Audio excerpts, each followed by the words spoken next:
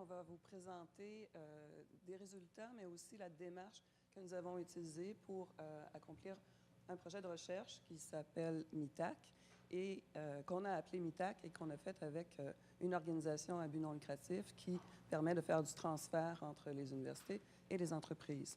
Je vais vous présenter une partie de l'équipe. On a Mazou, qui est postdoctorant et qui a travaillé principalement sur les valeurs et la comptabilité. On va voir tantôt. Lina Quentin, qui est au doctorat en droit et qui nous a aidés sur la gouvernance foncière. On a aussi Ahmed, qui termine sa thèse et qui a travaillé beaucoup sur les certifications. Et Nadège, qui travaille principalement sur les notations. Alors, on va essayer, pendant l'heure qui nous est attribuée, de vous parler un petit peu de qu'est-ce qu'est le MITAC, quel est le projet qu'on a élaboré avec eux dans les 2 dernières années, les objectifs un peu, la démarche méthodologique et très rapidement quels vont être les résultats. Donc, le MITAC, c'est une organisation qui est née avec le gouvernement conservateur fédéral. Il s'agit de faire du transfert des technologies, des processus qui sont développés à l'université vers l'entreprise privée. Donc, c'est des partenariats qui nécessitent d'avoir des entreprises privées qui sont nos partenaires. On peut avoir aussi des entreprises à but non lucratif, mais ça prend aussi un partenaire privé. Et on a une exclusion, évidemment, au niveau du gouvernement, puisque c'est en partie le gouvernement qui va financer. Et donc, on va avoir aussi un partenaire privé.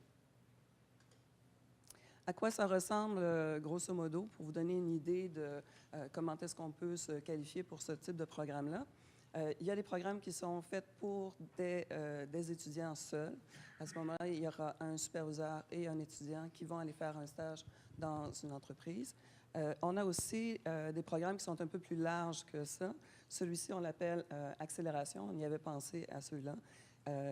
C'est des unités de stage qui sont de 4 à 6 mois, 4 mois à temps plein, 6 mois à temps partiel.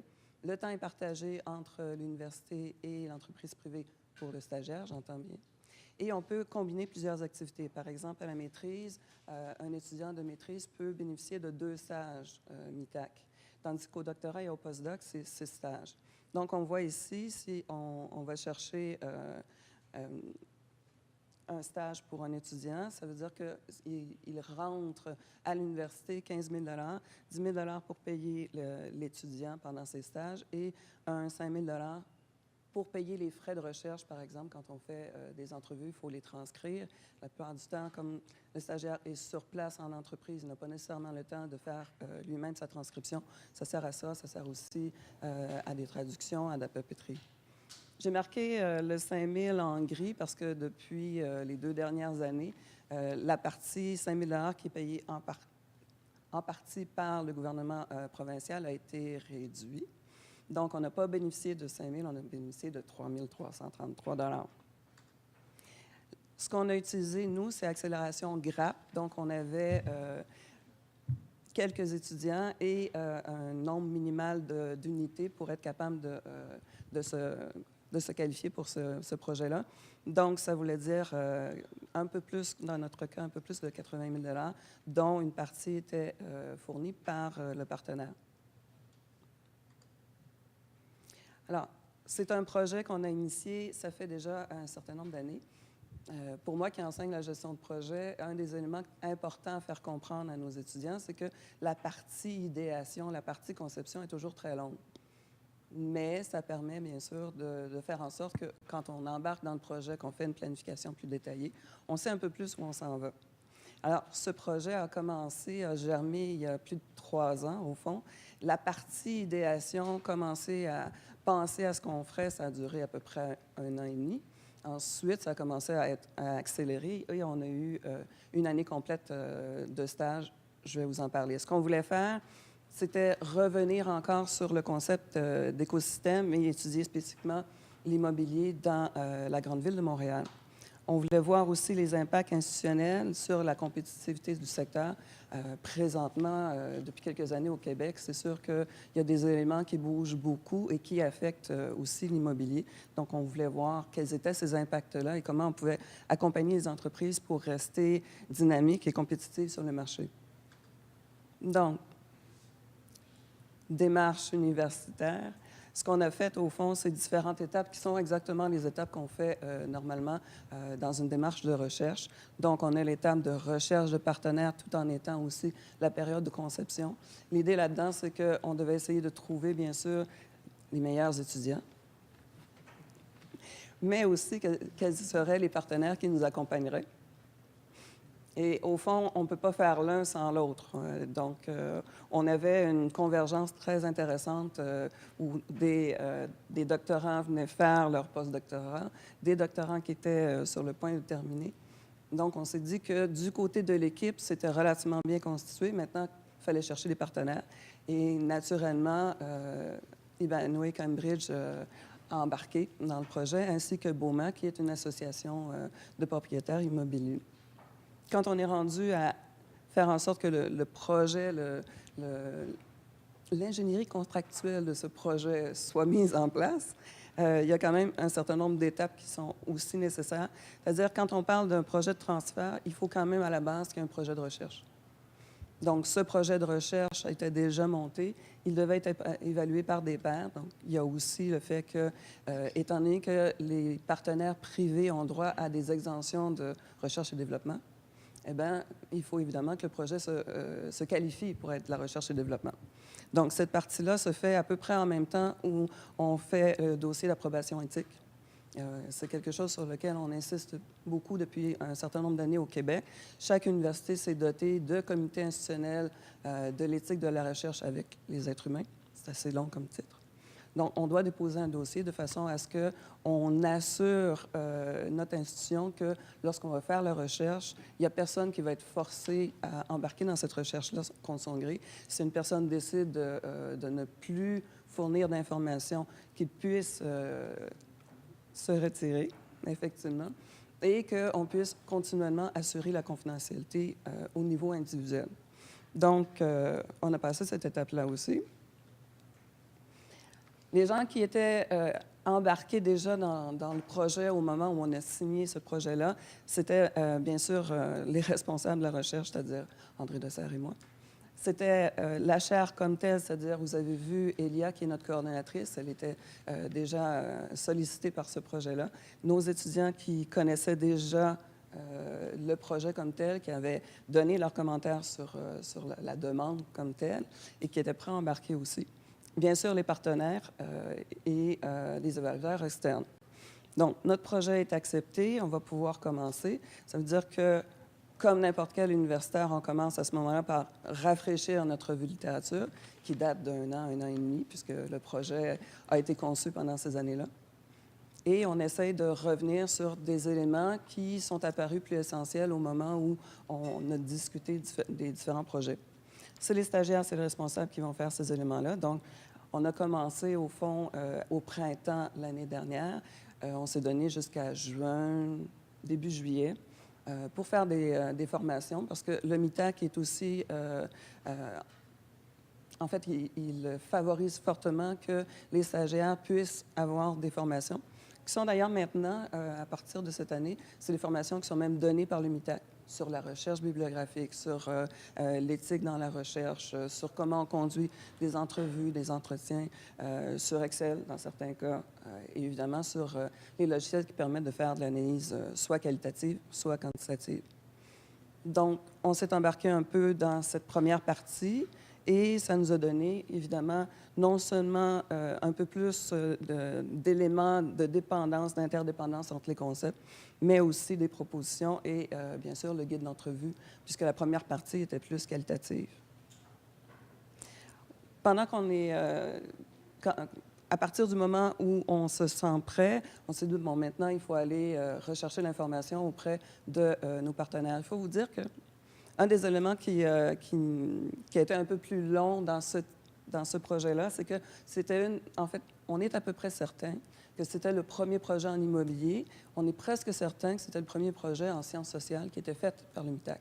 Parce que ça a été bâti normalement beaucoup plus en termes de domaine des sciences naturelles, le domaine des sciences physiques, où finalement le stagiaire est intégré dans un laboratoire.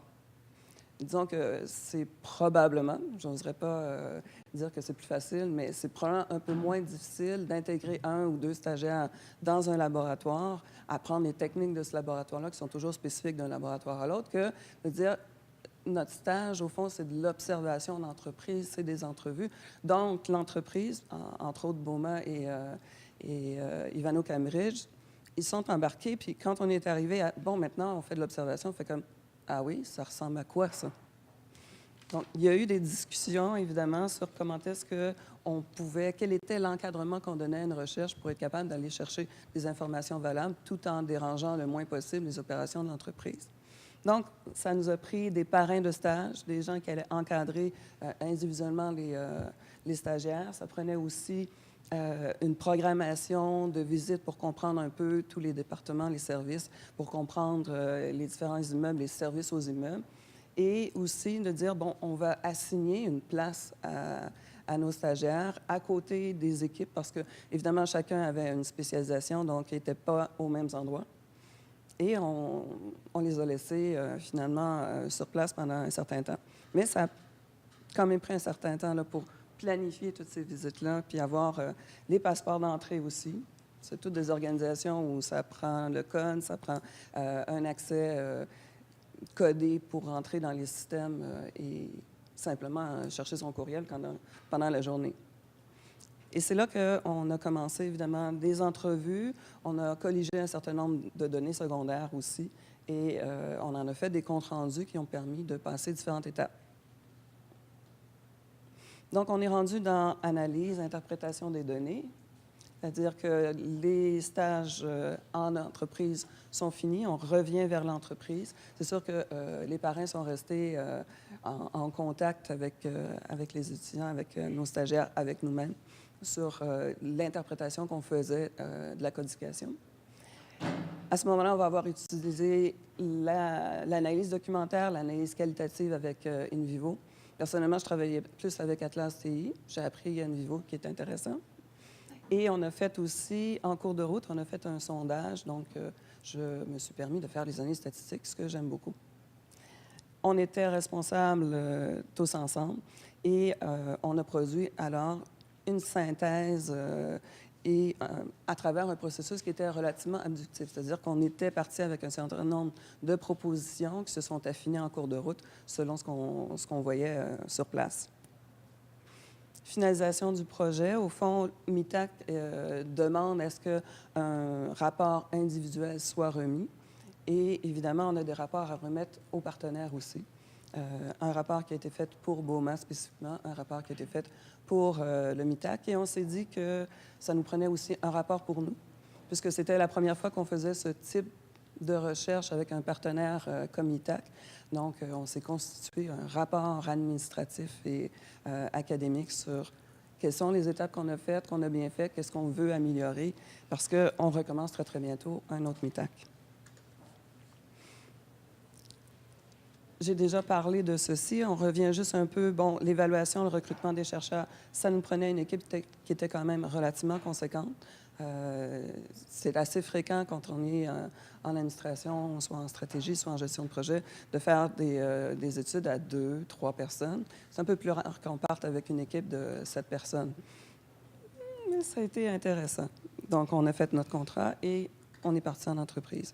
On a fait les revues de littérature. On disait quels étaient, grosso modo, les éléments qu'on était regardés dans la littérature. Bien, gestion de l'immobilier, construction, génie, stratégie, management. Donc, des éléments qui étaient un peu plus larges. Et entre autres, on a été voir ce qui a été écrit depuis plusieurs années sur les écosystèmes, sur les institutions.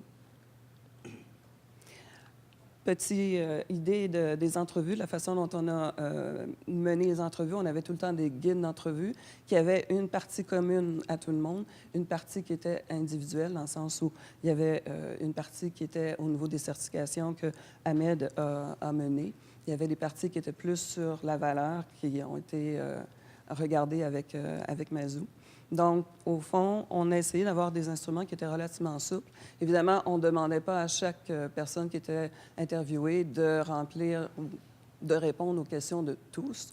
Il y avait un ciblage qui était fait et en général, il y avait la partie commune et une partie individuelle. Vous avez une idée un peu ici des questions qui étaient généralement semi-ouverte, au fond, assez large pour ramasser l'expérience des gens. On a fait l'observation des pratiques. En fait, ils ont fait l'observation des pratiques. Et comme je vous ai dit, il y a des parrains qui ont été désignés dans les entreprises, des gens super sympathiques. Et je pense que nos stagiaires peuvent en témoigner. Il y a des gens qui ont été vraiment extrêmement dévoués à passer leur expérience, à passer des moments de quelle est la vie des professionnels dans les immobiliers. On avait un pilotage qui était assuré par Mme Caroline Rousseau, qui est vice-présidente efficacité organisationnelle chez Ivanhoe Cambridge, qu'on va voir cet après-midi. Et au niveau de Beaumont, c'était Linda Carbone, la directrice générale, qui a accompagné principalement Mazou, mais tout le monde a été faire un tour aussi chez Beaumont. Ensuite, on est passé, une fois qu'on a ramassé les informations, à l'analyse qualitative. Merci, Nadège. Merci. Alors, l'analyse qualitative comprenait la codification du corpus, c'est-à-dire des entrevues qu'on a réalisées auprès des experts de l'immobilier dans le Grand Montréal. Cette codification du corpus comprenait plusieurs étapes. La première étape a d'abord consisté à élaborer notre grille de codification. Comment nous l'avons fait? Nous avons créé des codes à partir du guide d'entretien qui lui-même avait été élaboré en fonction de la revue des littératures. Après avoir créé cette grille de codification, nous l'avons testée en faisant une première codification sur du papier pour voir s'il était nécessaire de l'améliorer ou de redéfinir le contenu de nos catégories. Donc, on a testé la grille de codification en faisant des codifications sur papier. Et puis, on a fait des comparaisons entre nous pour voir si on comprenait tous de la même façon notre grille de codification. Donc, vous comprenez que ça n'a pas été fait d'un seul coup. Elle a fait l'objet de plusieurs ajustements. Ensuite, lorsque notre grille de codification était prête, nous avons créé le projet dans le logiciel NVivo. NVivo, c'était un logiciel d'analyse qualitative, évidemment, qui permet d'organiser nos données et d'extraire des informations pertinentes de façon efficace. Donc, nous avons créé le projet, nous avons créé les nœuds un à un, et puis nous avons téléchargé les entrevues retranscrites dans NVivo. Et puis, une fois sur NVivo, nous avons fait un autre test. Nous avons fait une double codification et nous avons comparé nos codifications sur NVivo. Il y a cette option-là de comparer sur NVivo qui nous a fait tous les calculs pour nous montrer les pourcentages d'accords. Et je peux vous dire que le plus faible pourcentage d'accords qu'on a eu, c'était 83% sur un nœud. Donc, vous comprenez que nos catégories étaient assez claires pour nous, pour tous les membres du projet. Donc, et puis, nous avons fait la codification finale dans le projet qui s'appelle ImmoVigile, codification globale. Et puis, comme stratégie de codification, nous avons souvent choisi de codifier assez large pour ne pas perdre le sens de nos informations. C'est-à-dire qu'on n'hésitait pas à codifier tout un paragraphe lorsque cela était nécessaire afin de garder le sens. On n'hésitait pas à codifier tout un paragraphe au lieu de récupérer juste une ligne qui n'aura pas trop de sens par la suite. Et un autre choix qu'on a fait, stratégique, c'était parfois de récupérer la réponse, les paroles de l'intervieweur.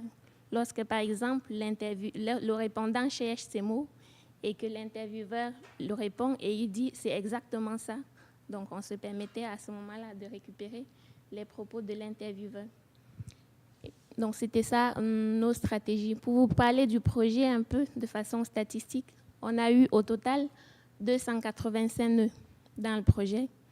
On a 31 entrevues codées en ce moment dans le projet. Donc, voilà pour la codification du corpus. Et le but de cette codification, en fait, c'est de repérer les thèmes qui sont pertinents au regard de nos objectifs de recherche pour, en fait, regarder leur récurrence, pour les mettre en avant. Donc, à la suite de la codification, par exemple, il y a le thème innovation qui nous a marqué, qu'on a voulu approfondir un petit peu en faisant, par exemple, le nuage de mots pour savoir qu'est-ce que nos répondants nous disent quand ils parlent d'innovation. Donc, vous avez un exemple des 20 mots les plus fréquents lorsque nos répondants nous parlent d'innovation. On peut remarquer, par exemple, que le mot le plus gros, c'est le plus fréquent, c'est système. Et sur NVivo, il est possible d'aller regarder qu'est-ce qu'on dit à propos du mot système. On voit que nos répondants nous disent qu'au cours des dernières années, les systèmes se sont informatisés, donc sont devenus automatisés. Il s'agit par exemple des systèmes de ventilation, les systèmes de chauffage, les systèmes d'ouverture de porte. Donc il y a le mot système qui revient assez souvent dans nos entrevues lorsque nos répondants parlent d'innovation. Donc voilà par exemple un exemple d'analyse qualitative qui a été faite.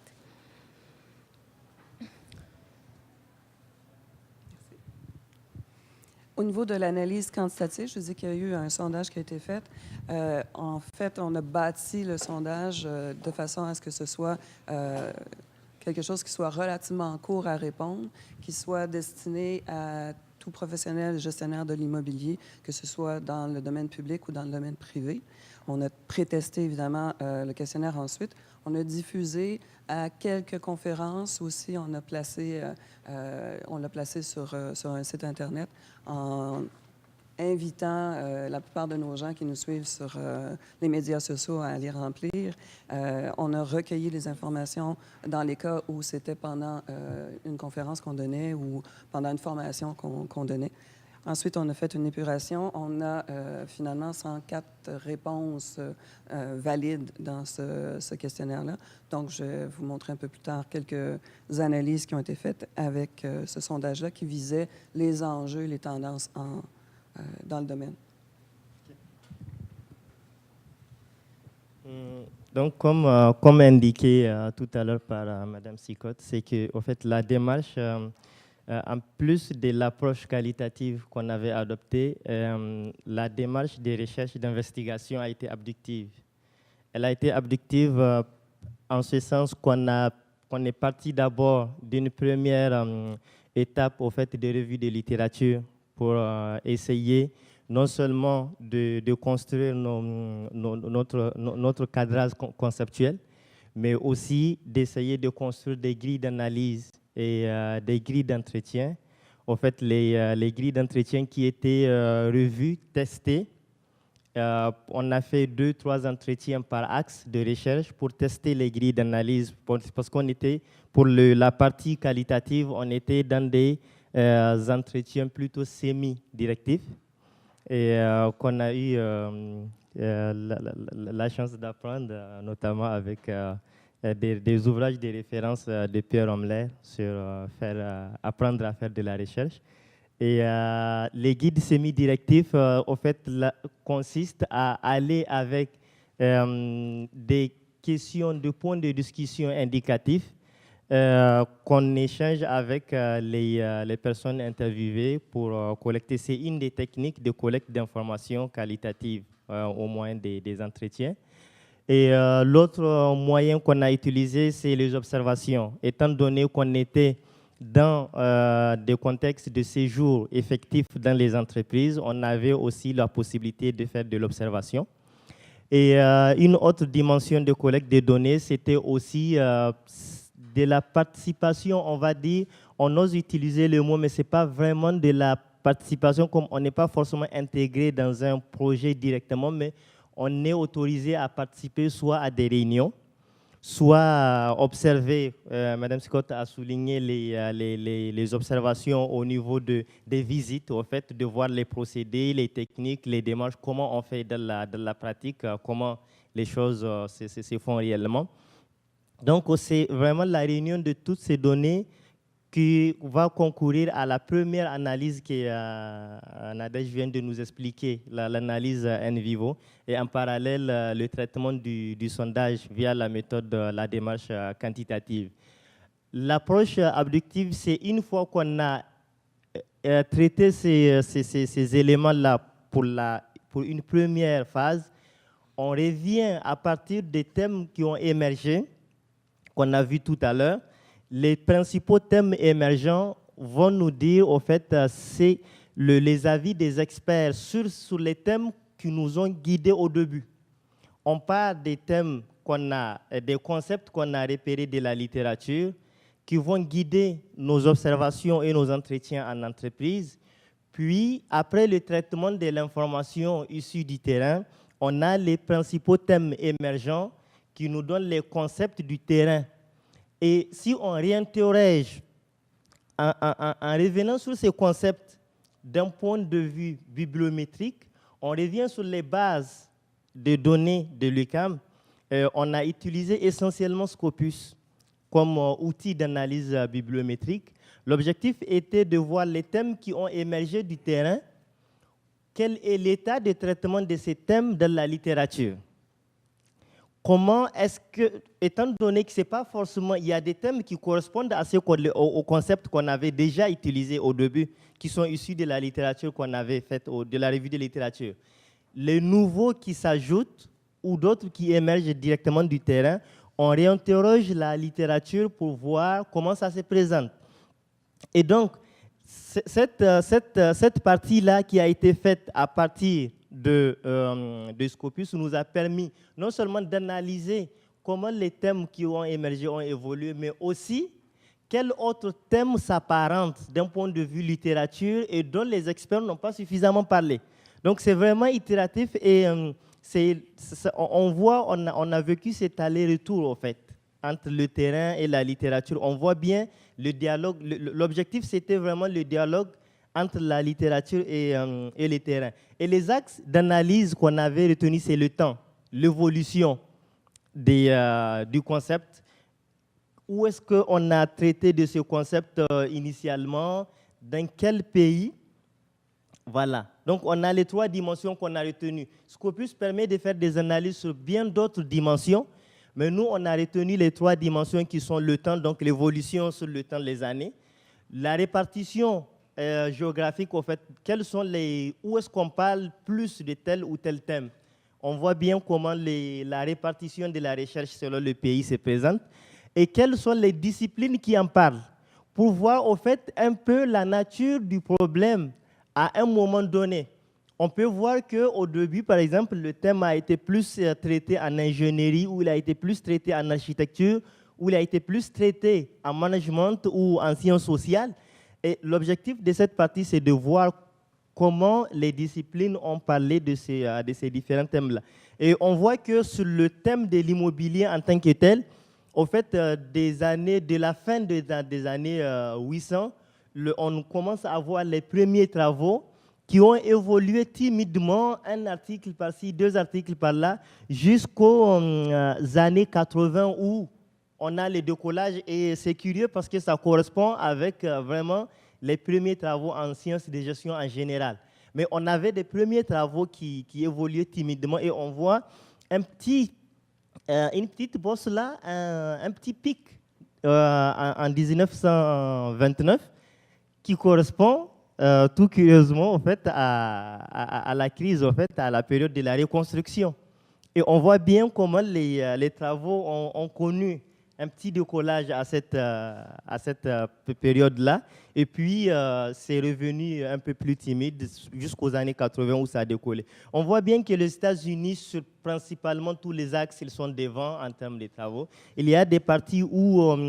mais au fait, ce qu'il faut nuancer sur cette partie-là par rapport à la répartition géographique, c'est que ce n'est pas parce que le pays a plus du volume qu'il est forcément pionnier sur la question.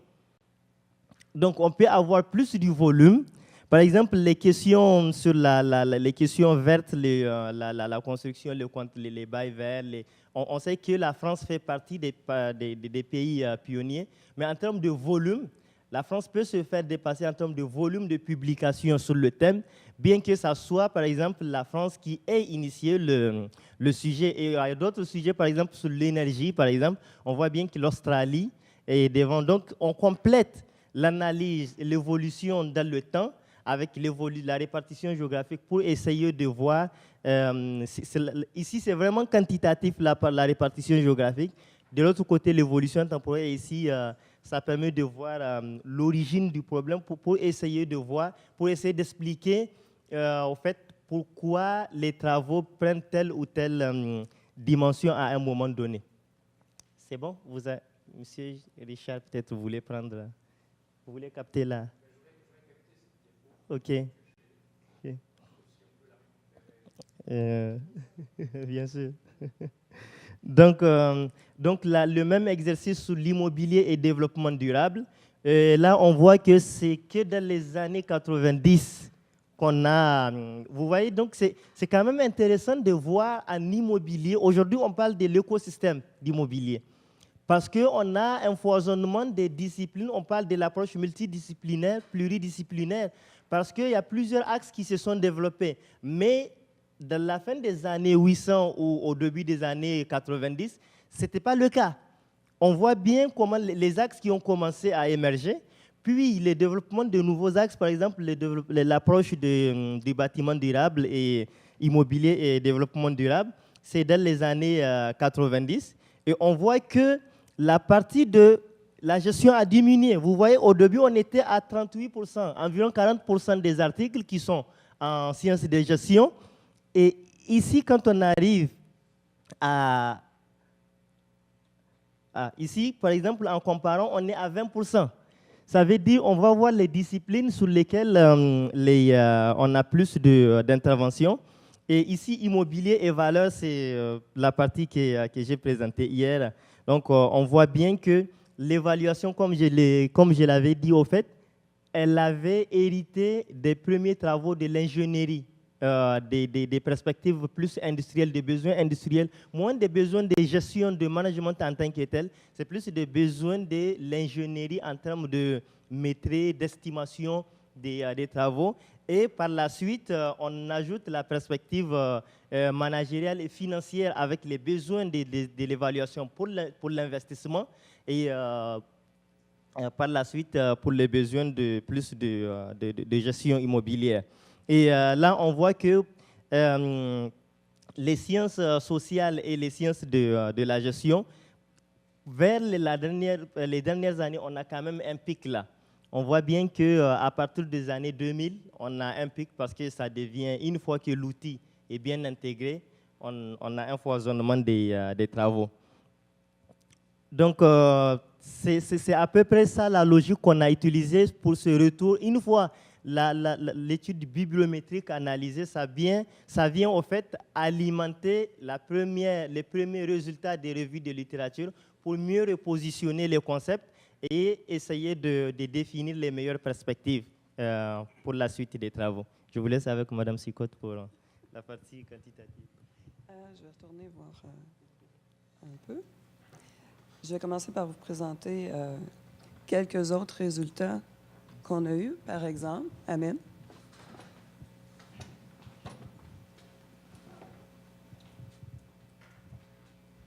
Bonjour tout le monde. Je vais vous présenter une autre partie des résultats qui a révélé mon étude doctorale. En fait, et concrètement, j'ai cherché aussi à voir l'évolution des indicateurs au Québec. Et ça a vraiment cadré avec qu'est-ce que j'ai trouvé au niveau de la littérature. Ici au Québec, on a trouvé les premiers indicateurs émergés, c'est les indicateurs énergétiques. Ensuite, et jusqu'à maintenant, on met plus l'accent sur les indicateurs environnementaux. Et il y en a une tendance de mettre l'accent sur les indicateurs socio-culturels avec la mise en application de standards well-being.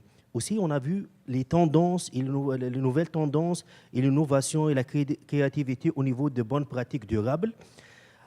Puis, on a questionné sur les motivations et les obstacles parce qu'on a vu seulement 1% de parc immobilier qui est certifié.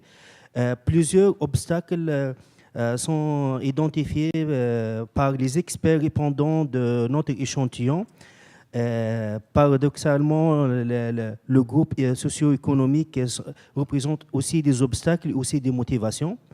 Ce groupe, il est défini au niveau des obstacles par la perception et la crainte et la peur d'un coût élevé, un surcoût d'investir au niveau de bâtiments durables et de bonnes pratiques.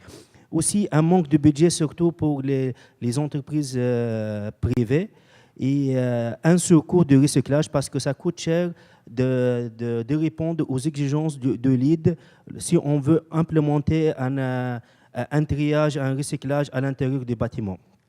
Aussi, d'autres obstacles qui sont diversifiés et significatifs au niveau de la sensibilisation et la connaissance. Par exemple, certains identifient un manque de collaboration.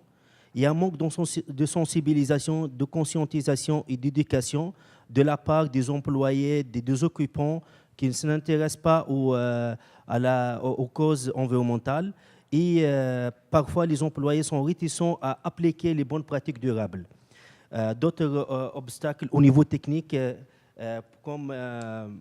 qui sont ressortis de notre étude, comme on manque encore d'une ressource humaine compétente et qui est disponible sur le marché québécois. Et ça, c'est causé par une éducation et l'information qui n'est pas disponible. Certains ont identifié qu'il manque encore d'intégrer les concepts durables dans les programmes éducatifs.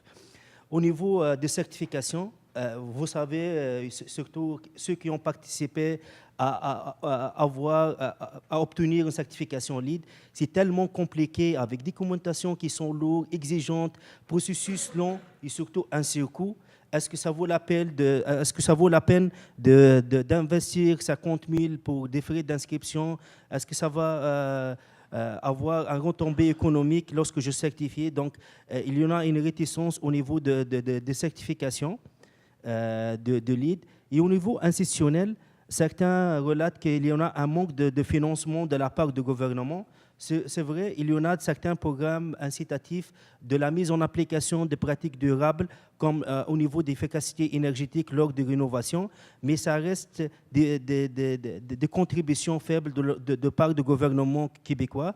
Et aussi, ils disent que l'obsolescence de parcs immobiliers existants, surtout, on a ici la majorité classe le parc immobilier en classe A, B, C.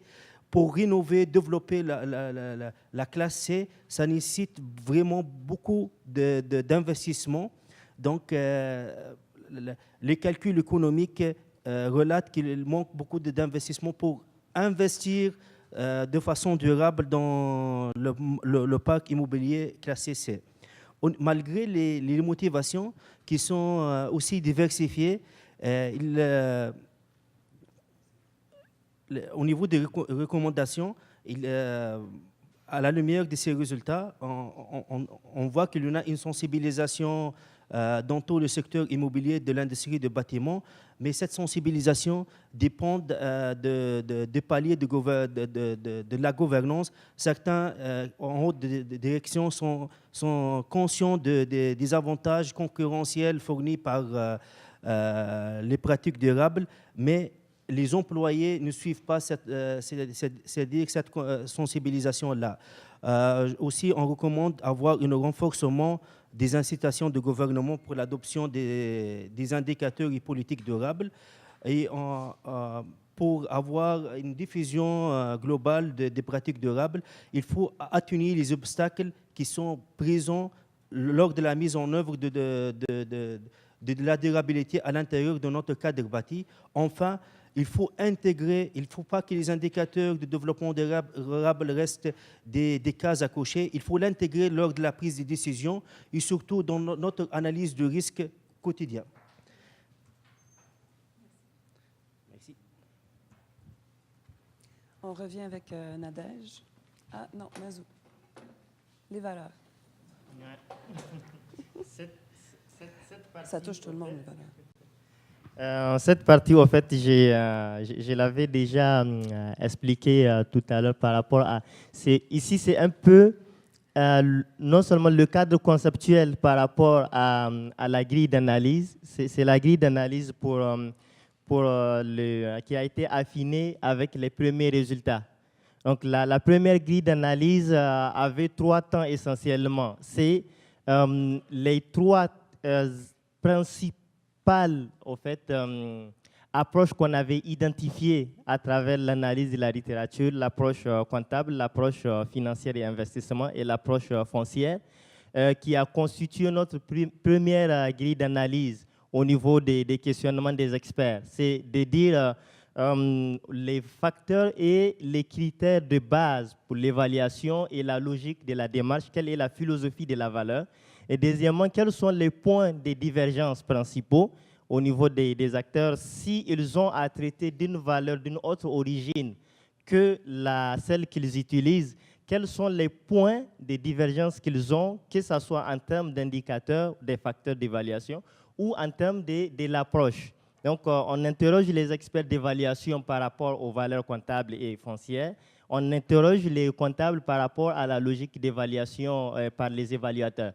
Donc, à l'issue de ça, finalement, on a réorganisé les données non seulement en termes de ces deux composantes à travers la valeur matérielle intrinsèque classique, qu'on peut capter plus facilement à travers les méthodes classiques, et la valeur additionnelle, finalement, qui s'ajoute par rapport aux facteurs moins tangibles, qui sont moins pris en compte.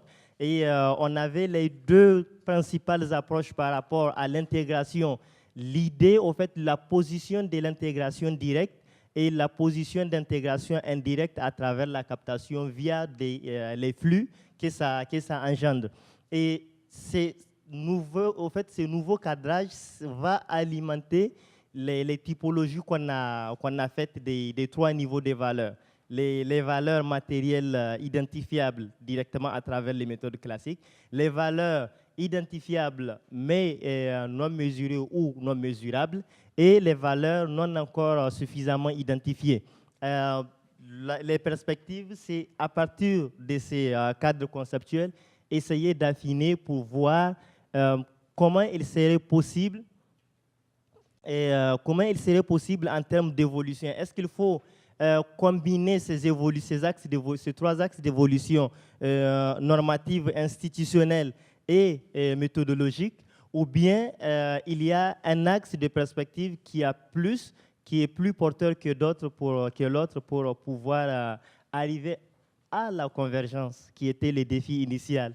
Est-ce que la convergence des valeurs, c'est quelque chose de possible, ou bien il faudrait envisager d'autres solutions? Mais on pense qu'il est possible d'avoir une convergence des valeurs.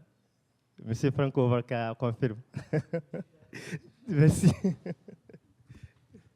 Et d'ailleurs, Mazou va continuer à travailler là-dessus avec notre prochain MITAC. La notation financière, on a quelques mots à dire sur ces éléments-là aussi. Un autre acteur dans l'écosystème. Merci. Donc, sur le volet financier de notre projet MITAX, on se demandait, pour une entreprise qui a besoin de financement, sur quoi il faut jouer, sur quel facteur il faut jouer pour avoir une bonne note afin d'attirer les créanciers. Donc, comme nous en avons déjà parlé hier, donc il y a une diversité de véhicules d'investissement et on a remarqué déjà qu'il y a une bonne différence entre les notes des entreprises en immobilier et celles des autres entreprises. Et la note de base, c'est la note senior non garantie. Pourquoi? Parce qu'en immobilier, les agents de notation jusqu'en immobilier, les sociétés ont l'habitude de garantir les dettes avec leurs actifs. Donc, elles utilisent les immeubles pour garantir la dette, environ 40% de la dette. Du coup, la note de base, qu'on considère comme note de base, note principale, c'est celle qui n'a aucune garantie. Donc, voilà pour le volet financier de notre projet. Et comme facteur pris en compte dans la notation, nous en avons déjà parlé. On regarde la qualité des actifs, la taille du portefeuille, la diversification, comme on a vu, l'accès aux capitaux. Et donc, comme nous en avons déjà un petit peu parlé aussi, les notes des agences sont finalement comme des signaux envoyés par ces sociétés aux créanciers pour montrer leur qualité, pour montrer leur solvabilité, afin de les attirer, afin de les encourager à acheter leur titre de dette. On va par exemple voir, pour chaque émission de dette, par exemple, Comina va introduire sa cote de crédit dans le prospectus qui sera publié au niveau de l'AMF. Donc voilà pour ce qu'on a comme résultat sur le volet financier du projet MITAX. Merci. Et au fond, on termine un petit peu avec la partie qui est possiblement non pas la plus complexe, mais la plus compliquée, c'est-à-dire les lois, la régulation. Ce qu'on constate pour l'instant, au fond, c'est qu'il y a beaucoup de catégories d'actifs qui représentent des risques différents chacun et qu'au fond, nos investisseurs institutionnels sont peut-être un premier roue d'engrenage à ce que le développement éthique soit des éléments qui soient considérés non seulement juste dans certains pays un peu plus sophistiqués ou simplement plus heureux de ce côté-là, mais qu'ils vont finalement aider à ce que la gouvernance foncière s'établisse de façon plus équitable à travers le monde. On a présenté un petit peu d'avance ces études-là. Je vais vous présenter rapidement quelques résultats du sondage qui a été mené et qui a été répondu de façon valable par 104 experts dans le domaine immobilier. Donc, ce que vous avez au départ, c'est un petit peu une statistique descriptive qui montre au fond que les répondants à notre sondage sont peut-être un petit peu plus dans des grandes entreprises que la population habituelle au niveau du Québec. Bon, c'est une chose qu'on peut prendre en compte. Qu'est-ce que c'est un bâtiment vert? C'est une question qu'on avait posée et on a certains de nos répondants qui ont dit « Mais qu'est-ce que c'est vert? Voyons donc, pourquoi on marque vert? » C'est quand même un langage qu'on comprend tout le monde. Alors, il y avait un certain nombre de possibilités de réponses de ce côté-là. Et ce que les gens ont associé au bâtiment vert, c'est principalement performant au niveau énergétique, favorable à la santé des occupants, c'est quand même très intéressant, intégré dans sa communauté, favorable à la productivité des occupants. Donc, les gens étaient tout à fait libres de noter, au fond, ces différents éléments-là. On retrouve deux éléments qui se sont comportés ensemble, qui ont formé un facteur, ceux qu'on aurait pensé être les plus fréquents, qui finalement ne sont pas nécessairement ceux qui ont été mentionnés en premier, c'est-à-dire attirants pour les clients et qui donnent plus de valeur. Alors, au fond, je pense, en quelque part, que nos répondants sont rendus à comprendre beaucoup mieux les fonctionnalités qu'on peut avoir dans un bâtiment vert que simplement les aspects marketing. On a posé aussi, Climat du Québec oblige, des questions sur le certificat d'intégrité, qui est maintenant relativement imposé à toute entreprise qui veut soumettre sur des appels d'offres publics. Et on se retrouve finalement avec le fait que la plupart de nos répondants ne pensent pas que le certificat d'intégrité s'applique à eux. En fait, il y en a beaucoup qui n'ont aucune idée, et ceux qui ont une idée pensent que ça ne s'applique pas à eux. On peut se poser des questions. En termes de... C'est un petit peu un élément qui fait partie de mon dada. Au fond, l'écosystème de l'immobilier, c'est quelque chose de relativement complexe, avec beaucoup d'acteurs. Et il y a aussi beaucoup de pratiques très traditionnelles, pratiquement ancestrales, de la façon dont on bâtit, de la façon dont on entretient les bâtiments. Mais on a aussi un aspect très sophistiqué de technologie de pointe qui s'impose maintenant dans le secteur immobilier. Alors, on a demandé quelles étaient les technologies qui étaient le plus utilisées, le plus connues. On a les systèmes de reportage, donc les tableaux de bord pour les gestionnaires et les cadres, les systèmes de gestion de projet, et ici, on parle d'immobilier et non pas de construction, et les systèmes de maintenance assistée par ordinateur. Ce qui est le moins connu, c'est le système de gestion du patrimoine. La part des gens ont dit qu'ils ne connaissaient pas. Or, quand on regarde un peu qu'est-ce qui existe comme logiciel de gestion de patrimoine, au fond, on est en train de parler de systèmes qui sont totalement intégrés. Donc, un peu comme les SAP de ce monde. Alors, ça veut dire qu'il y a de plus en plus de technologies qui rentrent dans les entreprises immobilières, mais ces technologies sont la plupart du temps un peu isolées, un peu indépendantes les unes des autres. Il n'y a pas encore une intégration de l'ensemble des systèmes pour être capable d'avoir une vision globale de ce qui est fait dans l'entreprise. On a demandé aussi quelles étaient donc les connaissances qui étaient souhaitables, qu'est-ce qu'on devrait maîtriser pour le futur. On retrouve les trois mêmes. Donc, les gens ont été vers possiblement ce qu'ils pensaient être le plus familier et qu'ils ont adapté et qu'ils vont continuer à adapter. Ça veut dire, en quelque part, qu'ils sont satisfaits de ces éléments-là. C'est ajouter le BIM et les systèmes de gestion en temps réel des bâtiments. Donc, savoir qu'il fait trop chaud ou il y a une inondation dans le sous-sol en quelque part, c'est quelque chose qu'ils pensent être important maintenant dans le futur. On a posé des questions aussi sur les métiers et les pratiques. On a parlé au fond que c'est un des axes importants à la chaire Ivanhoe-Cambridge, de regarder quels sont les nouveaux métiers et tout. Ce que vous voyez au niveau de, actuellement, c'est comment les gens ont considéré les métiers, on leur demandait pondérer au fond quels sont les métiers qui sont les plus importants pour vous actuellement et quels sont les métiers, les connaissances qui sont les plus importantes dans le futur. On voit ici que gestion des contrats, c'est dans les premiers. Gestion de projet aussi. Relation avec les clients, c'est important. Et on parle à ce moment-là de tous les clients, non seulement les clients locatifs, mais aussi les clients qui sont les investisseurs. On a aussi quelques éléments au niveau de la gestion de l'énergie qu'on aurait pu penser être peut-être un peu plus haute, mais quand même, c'est dans les principales. Relation avec la communauté aussi et veille pour de nouvelles pratiques. Dernier point, quels sont les contributeurs à la valeur de l'organisation? On a ici le rang d'importance, le rang d'utilisation dans le sens où est-ce qu'il s'est implanté dans votre entreprise et juste pour aller voir rapidement qu'est-ce que c'est, la différence entre les deux. On voit que ce qui contribue le plus à la valeur pour les gens qui nous ont répondu, c'est l'innovation. Tant l'innovation des pratiques que les innovations technologiques. Par contre, c'est l'élément qui est le moins implanté, ou en fait, en correspondance avec son importance, le moins implanté. On a mode de gestion, les gens considèrent que c'était très important et que c'était implanté chez eux. Connaissance de la chaîne de valeur de son organisation, c'est aussi quelque chose de très important qui est moins maîtrisé pour les entreprises. Système de gestion énergétique important et implanté. Gouvernance établie dans mon organisation en entier. Les gens considèrent que ça a une certaine importance et que c'est parfaitement bien implanté. Fait que ça va un petit peu avec les certificats d'intégrité. On a aussi politique de responsabilité sociale et environnementale qui est important, qui est très peu implanté encore. Potentiel de résilience important et quand même implanté. Et l'appartenance à un réseau, donc l'idée qu'au fond, en tant qu'académique, on pense qu'il y a vraiment un écosystème. Mais je pense que les professionnels vivent effectivement cet écosystème. Très rapidement, on a fini pratiquement les nouveaux projets qu'on veut mettre de l'avant, qui sont en partie issus de ce qu'on a vu avec Immovigil.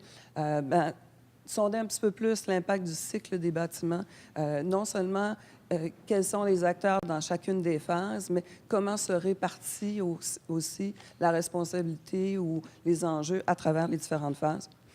Implantation, diffusion des innovations, je vous l'ai dit, c'est un secteur qui utilise de plus en plus des technologies qui sont sophistiquées, qui sont complexes.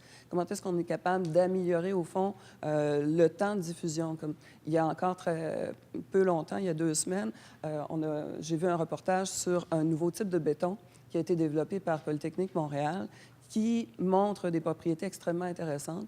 Et les gens qui nous en parlaient disaient qu'ils espéraient que cette innovation soit rendue dans les pratiques, qu'il soit accepté et mis en place dans la construction dans 5 à 10 ans. On nous a montré jusqu'à quel point ça peut être extrêmement intéressant pour un pont et on nous a dit que Champlain n'en bénéficiera pas, même si c'est rendu une démonstration au niveau professionnel est déjà faite. Donc, idéalement, si on était capable d'améliorer ce cycle de diffusion, ça nous aiderait peut-être à répondre aux normes de COP21 plus rapidement. Les espaces, les aménagements de travail collaboratifs, créatifs, les espaces ouverts, c'est certain que pour les gestionnaires immobiliers, ça a un impact puisque les clients locatifs demandent moins d'espace, des espaces qui sont plus ouverts, plus connectés. Donc, ça fait partie des recherches qu'on entame d'ailleurs très, très bientôt. Intégration des outils de gestion de projet, gestion de risque, résilience, c'est encore des éléments où tout le monde est d'accord, mais on ne sait pas nécessairement toujours comment l'implanter, comment les tenir à jour. Intégration des outils, bâtiments verts, performance éco-énergétique. On a aussi un projet qui est en démarrage pour montrer un peu plus, faire un peu plus de diffusion sur les bonnes pratiques du côté éco-énergétique. Ville durable, ville intelligente et les nouvelles exigences en intégrité, en gouvernance. On a sûrement encore beaucoup de choses à dire de ce côté-là. Alors, si on conclut, au fond, un certain bilan de notre projet MITAC, c'est intéressant. Je pense qu'on a brisé un peu la glace aussi en termes de est-ce que vraiment on peut faire de la diffusion, est-ce qu'on peut faire du transfert universitaire en gestion vers les entreprises qui font de la gestion. Ça a été intéressant. Ça a pris un petit peu de temps à décoller, mais tous les intervenants, nos partenaires, nous disent qu'ils sont extrêmement satisfaits de ce qu'ils ont vu. Et nous sommes extrêmement satisfaits dans le sens où c'est beaucoup plus... une fois qu'on a établi un partage, un contrat avec nos partenaires, ils sont... Disons que ça leur permet de mieux comprendre qu'est-ce qu'on va faire dans l'entreprise, quelles sont les informations dont on a besoin, et ça fait un partenariat qui est beaucoup plus riche ensuite. Donc, juste pour finir sur le MITAC, c'est quelque chose qu'on a l'intention de reproduire. Non seulement parce que, finalement, c'est de l'argent de recherche qui devient de plus en plus rare, mais aussi parce que ça amène nos partenaires à comprendre un peu mieux les exigences qu'on a vis-à-vis de la recherche et qu'est-ce que ça peut leur apporter. Voilà, je vous remercie beaucoup pour votre écoute.